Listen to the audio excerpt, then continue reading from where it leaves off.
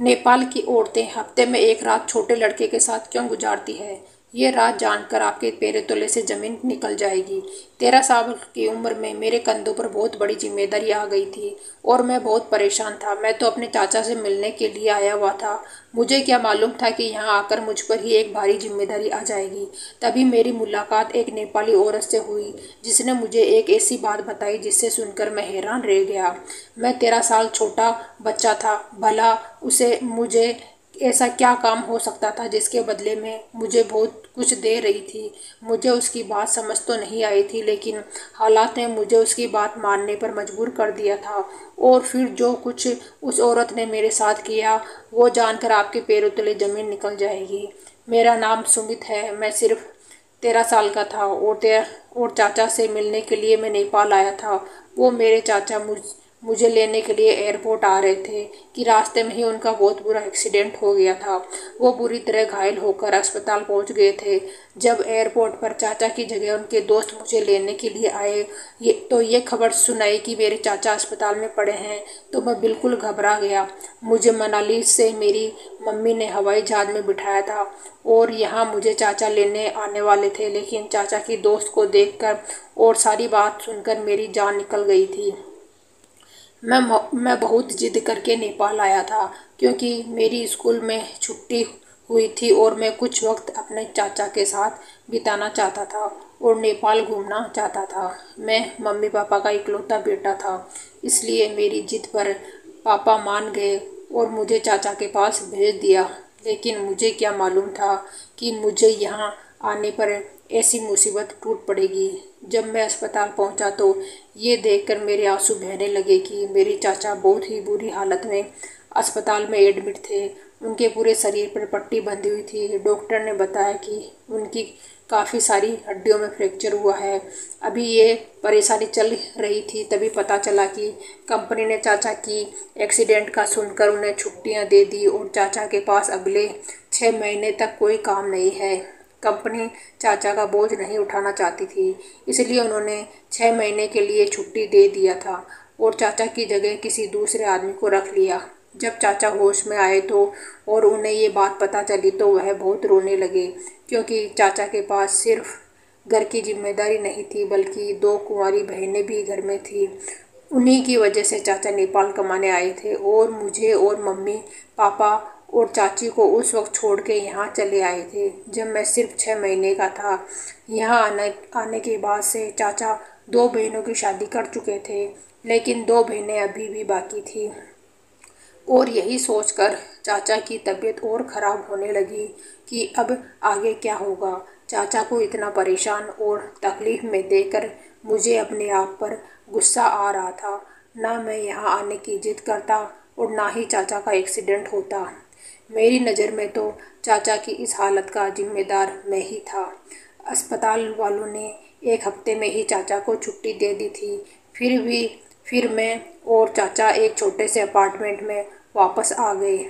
चाचा कहने लगे, अब मनाली वापस जाने के अलावा और कोई रास्ता नहीं है, क्योंकि अब चाचा कोई काम को करने के काबिल नहीं थे और कंपनी चाचा का खर्चा नहीं उठा रही थी। ऐसे में यहाँ रहना चाचा के बस में नहीं था। चाचा का कहना था कि जो भी पैसा जमा हुआ है वो भी इसी तरह खर्च हो जाएगा। इससे बेहतर ये है कि हम घर चलते हैं। चाचा की बातों से मैं परेशान हो गया था, क्योंकि मैं जानता था कि वहाँ जाकर सब लोग परेशान हो जाएंगे। पापा चाचा के अलावा हमारा कोई सहारा नहीं था। मैंने चाचा को तसल्ली दी कि आपकी तबीयत कुछ बेहतर हो जाए तो फिर हम वापस जाने का सोचेंगे। उस वक्त चाचा टिकट लेने के भी काबिल नहीं है, लेकिन मेरा वापस जाने का कोई इरादा नहीं था।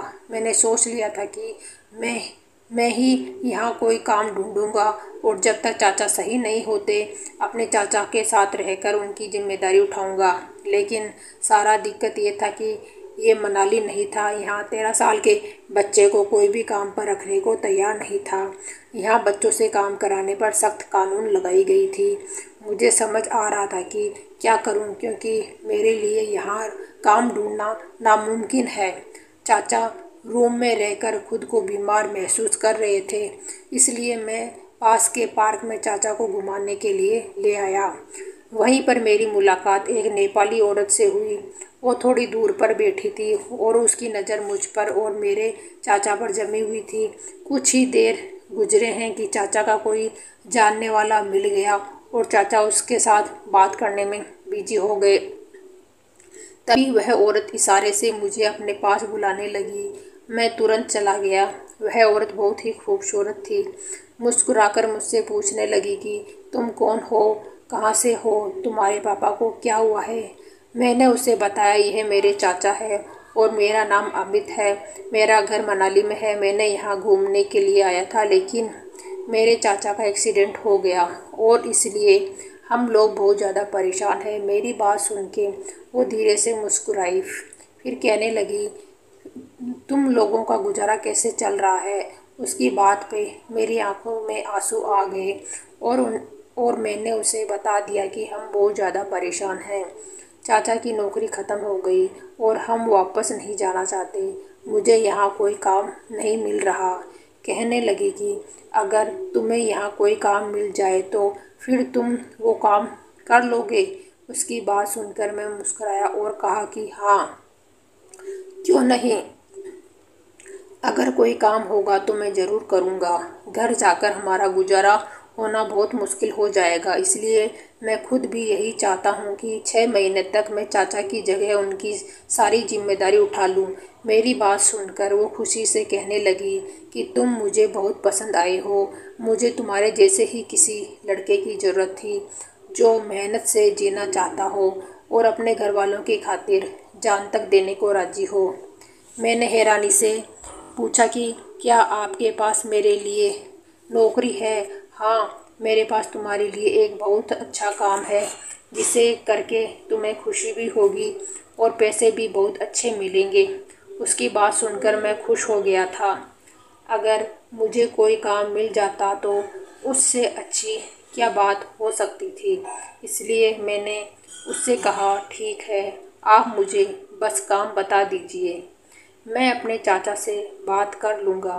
कहने लगी तुम्हें रोज़ सुबह से शाम तक मेरे बंगले पर आना होगा और हफ्ते के आखिरी दिन मैं तुम्हें काम भी बता दूँगी और पैसे भी दे दूँगी। उसने मुझे अपने बंगले का एड्रेस भी समझा दिया और कहने लगी मैं तुम्हारा इंतज़ार करूँगी। अगर तुम आओगे तो मुझे खुशी होगी। वह बहुत अच्छे से बात कर रही थी। मैंने उससे कहा कि आप मुझे काम तो बता दीजिए, तो मुस्कुराकर कहने लगी अमित इतनी भी क्या जल्दी है, पहले तुम आ तो जाओ। मैं उससे और कोई सवाल पूछता उससे पहले ही चाचा ने मुझे आवाज़ दे दी। उनके दोस्त जा चुके थे और चाचा के चेहरे पर तकलीफ़ दिख रही थी। शायद उन्हें बैठने में तकलीफ़ हो रही थी। मैं फ़ौरन चाचा की तरफ पलटा तो वह हैरत से पूछने लगे कि तुम नेपाली औरत से क्या बात कर रहे थे। मैंने चाचा को बता दिया कि वो औरत मुझसे अपने बंगले का काम करवाना चाहती है और इसलिए उसने मुझे बुलाया है। मुझे भी यही लगता है कि उस औरत ने मुझसे अपने बंगले का काम करवाना होगा, वरना मुझ जैसे छोटे बच्चे से वो और क्या काम करवा सकती थी। इसलिए मैंने चाचा को ये बात बता दी। मेरी बात सुनते ही चाचा ने साफ मना कर दिया और कहा कि मेरे बच्चे, अभी तुम सिर्फ 13 साल के हो। तुम यहाँ मेरे पास घूमने के लिए आए थे। मैं तुम्हें किसी काम पर नहीं लगा सकता। पता नहीं वह नेपाली औरत कौन है, तुमसे कितना काम करवाएगी। चाचा की बात सुनकर मैंने उन्हें दिलासा दिया कि चाचा सिर्फ 6 महीने की तो बात है। एक बार आप ठीक हो जाइए फिर दोबारा से अपनी कंपनी में नौकरी कर लीजिएगा और मैं भी वापस चला जाऊँगा। तब तक घर का खर्च चलाने के लिए कुछ ना कुछ तो करना है। अगर वो औरत मुझे अच्छे पैसे देने को तैयार है तो फिर मुझे काम करने में कोई एतराज़ नहीं। चाचा ने नम आँखों से मुझे देखा। कहने लगे कि मेरा 13 साल का बच्चा इतना बड़ा हो गया है कि अब मुझे समझाने लगा है। मैंने चाचा से कहा कि एक बार उस औरत पर भरोसा करके देख ले। मैं काम पर एक दिन जाऊंगा और अगर मुझे काम समझ आ जाएगा तो करूंगा, वरना नहीं। मेरी बात सुनकर और घर की परेशानी देखकर चाचा मान गए और कहने लगे कि अगर तुम्हें कोई भी परेशानी हो तो फौरन वापस आ जाना। मैंने पलटकर उस औरत की तरफ देखा तो वो औरत वहाँ से जा चुकी थी। मैंने सोच लिया था कि मैं अगली सुबह उसके पास जाऊँगा और काम देखूँगा। ये काम मुझे किस्मत से मिल रहा था, वरना मैं तो मान चुका था कि मेरे लिए यहाँ कोई काम नहीं है। सारी रात मैं यही सोच रहा था कि पता नहीं उस औरत को मुझ में क्या काम करवाना है और उसका बंगला कितना बड़ा होगा, वहाँ कितनी मेहनत करनी पड़ेगी। लेकिन फिर आंखें बंद करता तो अपनी माँ, पापा और बुआ का ख्याल आने लगता। मैंने दोनों बुआ की शादी की उम्र हो चुकी थी और गरीबी की वजह से उनकी शादी नहीं हुई थी। इसी वजह से तो मेरा पापा मजदूरी करते थे और चाचा परदेश रह रहे थे। अगली सुबह मैं चाचा के सारे काम करके और उन्हें नाश्ता देकर बंगले पर जाने के लिए निकल गया। बंगला हमारे यहाँ से ज़्यादा दूर नहीं था, इसलिए चाचा को मुझे अकेले भेजते हुए डर नहीं लगा। मैंने चाचा को यकीन दिलाया कि अगर कोई भी बात होगी तो मैं फ़ौरन वापस आ जाऊंगा। उस औरत के बंगले पर पहुंचते ही मैंने चौकीदार को जैसे ही बताया कि मुझे मालकिन ने बुलाया है, उसने सर से पैर तक मुझे देखा और कहने लगा, तुम मालकिन के पास रहोगे। वह बहुत अजीब सा बोल रहा था और अजीब नज़रों से मुझे देख रहा था। चौकीदार ने कैम के जरिए एक नौकरानी को बाहर बुलाया। चौकीदार ने मुस्कुराकर उस नौकरानी से कहा कि मालकिन एक से बढ़कर एक खूबसूरत बच्चा ढूंढती है, मालकिन की नज़र की दाद देनी पड़ेगी। चौकीदार की बात पर मैं हैरान रह गया। भला काम करवाने के लिए किसी को खूबसूरत होने की क्या ज़रूरत थी? मालकिन को तो मेरे काम से मतलब होना चाहिए था। मुझे तो चौकीदार कुछ पागल मालूम हुआ। वो औरत चौकीदार की बात मान सुनकर ज़ोर से हंसी और मेरा हाथ पकड़ के मुझे बंगले के अंदर ले गई। बंगला बहुत खूबसूरत था, किसी चीज़ की कोई कमी नहीं थी। ऐसा लगता था जैसे कि सोने का महल हो। मैं एक खूबसूरत सोफे पर बैठा, मेरे सामने शरबत रखा गया, बिल्कुल ऐसे जैसे मैं कोई ख़ास मेहमान हूँ। थोड़ी ही देर में मालकिन वहाँ चली आई। मैं मालकिन को देखकर हैरान रह गया। वह बहुत खूबसूरत थी, लेकिन अब वो एक मॉडर्न किस्म की मैक्सी पहने, बहुत सारा मेकअप किए मेरे सामने बैठी थी। वह बहुत ही खूबसूरत लग रही थी। मैंने अपनी नज़रें झुका ली थी। जो भी था वो मेरी मालकिन थी और मैं यहाँ काम के लिए आया था। मैंने शरबत पी लिया तो मालकिन ने कहा कि तुम थोड़ी देर कमरे में जाकर आराम कर लो। मालकिन की बातों ने मुझे हैरान कर दिया। मैं यहाँ आराम करने के लिए नहीं आया था और ना ही इतनी दूर से आया था कि मुझे आराम की ज़रूरत थी। मैंने फ़ौरन कहा कि आप मुझे काम बता दीजिए, मैं बिल्कुल ठीक हूँ और काम बहुत ही ईमानदारी और तेज़ी से करूँगा। मेरी बात सुनकर वह मुस्कुराई और बोली, काम तो तुम्हें ईमानदारी से ही करना होगा, इसी बात की तो तुम्हें पैसे मिलेंगे। अभी तुम जाकर कमरे में आराम करो, फिर मैं तुम्हें पास आकर बुलाती हूँ कि तुम्हें क्या काम करना है। दूसरी नौकरानी ने मुझे कमरे में पहुंचा दिया और साथ ही मेरे पास बहुत सारे फ्रूट्स भी रख दिए। मैं जब से यहाँ आया था चाचा की तबीयत को लेकर परेशान था कि ना ही ठीक से आईना देखा था और ना ही अपने खाने पीने पर ध्यान दिया था। और अब उसके कमरे में आकर जब मैं सुकून से बिस्तर पर बैठा तो छत पर लगे आईने में मेरा चेहरा दिखाई दे रहा था। अचानक ही मुझे चौकीदार की बात याद आ गई कि मालकिन ने फिर एक खूबसूरत बच्चा ढूंढ लिया है। मैं खूबसूरत तो हूँ, अपनी माँ की तरह चमकती हुई रंग और नीली आंखें। मैं दूसरों से बहुत अलग था, हर जगह अपनी आंखों से पहचाना जाता था। कुछ ही देर गुजरी थी कि कमरे का दरवाज़ा खुला और मालकिन के साथ एक औरत अंदर चली आई। मैं तुरंत उठकर बैठ गया। मालकिन ने उस औरत को मुझसे मिलवाया था। उस औरत का नाम शीला था। मालकिन कहने लगी कि यह तुम्हें आज से उठने बैठने का तौर तरीका सिखाएगी, किस तरह बात की जाती है, इस देश के तौर तरीके क्या हैं और थोड़ी बहुत यहाँ की भाषा सिखा देगी। मालकिन की बात मुझे बहुत अजीब सी लगी थी। मुझे नेपाल के तौर तरीके सीखने की क्या ज़रूरत थी, और उठने बैठने के तरीके मुझे तो मालूम थे। फिर मालकिन खासकर एक औरत को मेरे पीछे क्यों लगाई थी? मुझे काम ही तो करना था। फिर नेपाली तरीके सीखकर मैं क्या करता? वो कहने लगी कि एक हफ्ते तक तुम्हें यह सब सीखना है और उसके बाद तुम मेरे काम आओगे।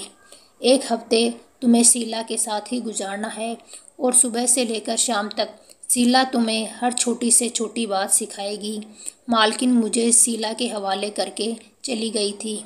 शीला एक बहुत ही अच्छी और हंसमुख औरत थी और बहुत अच्छे से मुझे हर चीज़ सिखा रही थी, यहाँ तक कि लोगों के सामने कैसे बैठना चाहिए। एक बात मैं समझ नहीं पा रहा था कि एक नौकर को इतना ज़्यादा ट्रेनिंग की क्या ज़रूरत है। पहले दिन जब मैं शाम को घर लौटा तो चाचा मेरी फिक्र में बहुत ज़्यादा परेशान थे। वह मुझे देखते ही कहने लगे, आज मैं सारा वक्त तुम्हारे बारे में ही सोचता रहा। बताओ तुमने पहला दिन क्या काम किया, तुमसे कितना काम करवाया गया। और जब मैंने चाचा को बताया कि मुझे सिर्फ उठने बैठने के और नेपाली तौर तरीके सिखाए गए हैं तो मेरी बात सुनकर चाचा मुस्कुरा दिए। मैंने हैरत से चाचा के मुस्कुराने की वजह पूछी तो चाचा कहने लगे कि ये नेपाली लोग बहुत अजीब होते हैं, एक कुत्ता भी रखते हैं तो उसकी भी नस्ल मालूम करते हैं। फिर तुमको ऐसे कैसे रख सकते हैं? यकीनन वो पहले तुम्हें अपने तौर तरीके सिखाकर अपने काबिल बनाएंगे कि तुम उनके महल में काम कर सको। चलो अच्छा है, इस तरह तुम्हें बहुत कुछ सीखने को मिल जाएगा। जब तक तुम पर काम का बोझ नहीं है तुम दिल लगाकर सब कुछ सीख जाओ। जब मैं सही हो जाऊंगा तो वापस अपनी नौकरी पर चला जाऊंगा और तुम्हें वापस भेज दूंगा। तुम्हारे माँ पापा तुम्हारे बिना इतने दिन नहीं रह सकते, पहले ही वो मेरी दूरी का दुख उठा रहे हैं। मैं नहीं चाहता कि तुम्हें भी उनसे दूर कर दूं। चाचा ठीक ही कह रहे थे, मम्मी पापा मेरे बिना बहुत अकेले हो गए होंगे। मैंने रोज़ मालकिन के बंगले पर जाना शुरू कर दिया था। मुझे अच्छे से अच्छा कपड़ा पहनने के लिए दिए जा रहे थे, मेरे बालों को नए स्टाइल से बना दिया गया था, मुझे हर तरह का अच्छा खाना खिलाया जाता था। 4 दिन में ही मुझ में बहुत ज़्यादा बदलाव आ गया था। खुद को आईने में देखकर ऐसा ऐसा लगता ही नहीं था कि मैं वही 13 साल का बच्चा हूँ। यहाँ का खाना पीना मेरे सेहत को बहुत अच्छा कर दिया था। मुझ पर बंगले में घूमने फिरने पर भी कोई रोक नहीं थी। अब तक मैंने किसी काम को हाथ नहीं लगाया था, बल्कि मैं तो यहाँ किसी बादशाह की तरह घूमता फिरता था। लेकिन एक बात मुझे बहुत ही अजीब लगी थी कि मैंने कभी मालकिन के पति को नहीं देखा था, जबकि वह एक शादीशुदा औरत थी। उनके बच्चे तो नहीं थे, लेकिन उनके पति के साथ फ़ोटो लगी हुई थी और मुझे पूछने पर उन्होंने बस इतना ही बताया कि उनके पति का बहुत बड़ा कारोबार है और वो रात को ही घर लौटते हैं। मालकिन सारा दिन तैयार होकर घर में यहाँ वहाँ घूमती, फिर शॉपिंग के लिए निकल जाती। जब से मैंने शीला से तौर तरीके सीखे थे, मालकिन मुझे भी अपने साथ ले जाने लगी। वो मेरा हाथ पकड़कर शॉपिंग मॉल्स में घूमती, मुझे मेरी पसंद की चीज़ें दिलाती और मैं अपनी इस नौकरी पर हैरान था, जिसके लिए मुझे एक तो सैलरी भी मिल रही थी और इतना सम्मान भी। मैंने अपने चाचा को अपनी नौकरी और दिन भर के बारे में बताया तो चाचा कहने लगे, शायद मालकिन की कोई औलाद नहीं है इसलिए वो तुम्हें अपनी औलाद की तरह रख रही है, लेकिन यह बात बताना नहीं चाहती हो। मालकिन ने मुझे यही बताया था कि एक हफ्ते तक शीला मुझे ट्रेनिंग देगी, फिर मेरा काम शुरू होगा। मुझे उस दिन का इंतज़ार था जब मेरा काम मुझे मिलता और मुझे पता चलता कि मुझे करना क्या है। अभी तो मैं अपने नए नए कपड़ों और महंगी महंगी चीज़ों को एंजॉय कर रहा था। चाचा की तबीयत पहले से कुछ बेहतर थी, लेकिन इतनी ज़्यादा ठीक नहीं थी कि वो नौकरी कर सकते थे। मेरी नौकरी लग गई थी तो चाचा की परेशानी भी कुछ कम हो गई थी। चाचा ने मम्मी पापा और चाची को एक्सीडेंट के बारे में नहीं बताया था और ना ही मेरी नौकरी के बारे में। चाचा चाची के पास शाम में फ़ोन करते, उन्हें सब कुछ अच्छा अच्छा कहते। दिन तेज़ी से गुजरते चले गए और एक हफ्ते में मैं पूरी तरह से बदल गया था। मैं पहले से भी ज़्यादा खूबसूरत हो गया था। हफ्ते के आखिरी दिन में मैं जैसे ही मालकिन के घर पहुंचा, चौकीदार मुझे देखकर अजीब तरह से मुस्कुराया और कहने लगा, आज से तुम्हारा काम शुरू होने वाला है। मैं भी इस बात पर खुश था कि अब मुझे काम करना होगा। बंगले के अंदर दाखिल हुआ तो शीला मुझे कहीं नज़र नहीं आई। दूसरी नौकरानी मुझे कहने लगी कि आज आपको सीधे मालकिन के कमरे में जाना है। मैं जब से यहाँ आया था एक बार भी मालकिन के कमरे में नहीं गया था। मालकिन का कमरा हमेशा लॉक रहा करता था। मैं जैसे ही मालकिन के कमरे में दाखिल हुआ तो ये देखकर हैरान रह गया। मालकिन का कमरा पूरी तरह सजा हुआ था, जैसे किसी नई नवेली दुल्हन का कमरा हो। मालकिन ने मुझे हाथ पकड़कर अपने बिस्तर पर बिठाया और नोटों की गड्डी मेरे हाथ में पकड़ा दी और कहने लगी, ये तुम्हारी इस हफ्ते की सैलरी है। आज का पूरा एक दिन तुम्हें मेरे साथ इस कमरे में ही गुजारना होगा और आने वाले एक हफ्ते तुम उसी तरह गुजारना जिस तरह तुमने इस हफ्ते में गुजारे हैं। मालकिन की बात मुझे समझ तो नहीं आई थी। ये इतने सारे नोट देखकर मैं बहुत खुश हो गया था। मैंने मालकिन से कहा कि आप जो भी कहेगी मैं पूरी ईमानदारी के साथ करूँगा। फिर जो कुछ मालकिन ने मुझसे कहा वो सुनकर मेरे होश उड़ गए। ये कैसे मुमकिन था? मैं मालकिन के साथ इस तरह का कैसे कर सकता था? मैं 13 साल का एक छोटा बच्चा था और मालकिन जिस चीज़ की ख्वाहिश रखती थी वो पूरा करना मेरे लिए पॉसिबल नहीं था। वो कहने लगी कि मैंने तुम्हें पूरा एक हफ्ते हर तरह की आज़ादी दी है, तुम्हें तौर तरीके सिखाकर अपने काबिल बनाया है। अब तुम इस काम से मना नहीं कर सकते हो। ये पैसे तुम्हें इसी काम के लिए दिए गए हैं। इससे पहले तो तुमने कोई काम नहीं किया है। मैंने तुम्हें अपने काबिल बनाने के लिए बहुत मेहनत की है। वो कहने लगी कि हम औरतों की ज़िंदगी भी बहुत अजीब होती है। दूसरे लोग हमारा पैसा और हमारी ज़िंदगी देखकर जलते हैं, लेकिन कोई हमसे पूछे कि हमारे दिल पर क्या गुजरती है। हमारे पति को ऐश की आदत हो गई है और एक रूम में कई कई औरतों को रखते हैं और अपनी पत्नी को वक्त देना भूल जाते हैं। मैं जवान हूँ, खूबसूरत हूँ, लेकिन मेरे पति की दिलचस्पी मुझसे कहीं ज़्यादा उन औरतों में है जिनको उसने गलत तरीक़ों से अपने पास रखा हुआ है। इसलिए मैं भी हफ्ते का एक दिन छोटे लड़कों के साथ गुजारती हूँ और अपनी ख्वाहिशों को पूरा करती हूँ। इस तरह ना ही मैं गर्भवती हो सकती हूँ और ना ही किसी को इस बात पर शक हो सकता है। मैं जानती हूँ कि यह गलत है, लेकिन मेरा पति भी तो मुझे धोखा दे रहा है। फिर मैं क्यों ना उसे धोखा दूँ? मैं बदले की आग में जलती रहती हूँ और यह इसी तरह ठंडी होती है जब मैं किसी छोटे बच्चे को अपने बिस्तर तक ले जाती हूँ। इससे तुमसे पहले भी कुछ लड़कों को मैंने इसी तरह से इस्तेमाल किया है, लेकिन कोई भी तुम्हारे जैसा नहीं था कि मैं उसे हमेशा अपने पास रखती। लेकिन तुम इतने खूबसूरत हो कि मैं तुम्हें पूरा एक हफ्ते अपने घर बुलाती रही। इन पैसों के वजह से तुम मुझे खुश कर दो, मैं तुम्हें ज़िंदगी भर अपने पास रख लूँगी। ना ही तुम्हारे बाप को नौकरी की ज़रूरत होगी, ना ही तुम्हें घर वापस जाना पड़ेगा। तुम अपने चाचा को अपनी चाची के पास वापस भेज देना। मैं छोटा ज़रूर था लेकिन बेअक्ल नहीं था। मालकिन की एक एक बात मुझे समझ आ रही थी। मैंने वो सारा पैसे वापस मालकिन के हाथ में पकड़ाया और साफ शब्दों में कह दिया कि मुझे इन पैसों की ज़रूरत नहीं है। मैं पाप के रास्ते पर चलकर पैसे नहीं कमा सकता। मालकिन के लाख रोकने के बावजूद भी मैं वापस चला आया। मालकिन को यकीन था कि पैसे की चमक मुझे रोक लेगी, लेकिन पैसों की चमक से ज़्यादा मेरी माँ की परवरिश अहम थी। मेरी माँ ने मुझे हमेशा सीधे रास्ते पर चलना सिखाया था। मैं गिरते पड़ते वापस अपने चाचा के पास चला आया और अपने चाचा से कहा कि अब हमारे लिए यहाँ कुछ नहीं रखा है। ये लोग बहुत ही जालिम है। हम वापस अपने देश चलते हैं। एक रोटी खाएंगे लेकिन इज्जत की खाएंगे। आपकी थोड़ी सी बीमारी पर कंपनी वालों ने आपको बाहर निकाल दिया, जबकि आप सालों से उनके पास नौकरी कर रहे थे और मेरी मालकिन की नीयत ही कुछ और थी जिसे मैं समझ नहीं पाया था।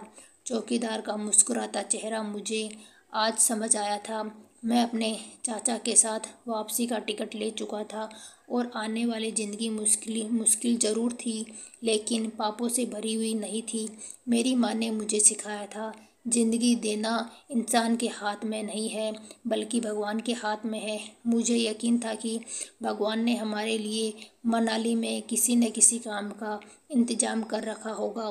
पहले के नेपाली लोग अलग थे और आजकल के नेपाली लोग बिल्कुल अलग हो गए हैं। दौलत ने उन्हें अपनी इज्जत से भटका दिया है और इस बात का अंदाज़ा हर इंसान मेरी कहानी से लगा सकता है। तो दोस्तों, आपको ये कहानी कैसी लगी? अगर अच्छी लगी है तो इस लाइक शेयर कमेंट ज़रूर करें।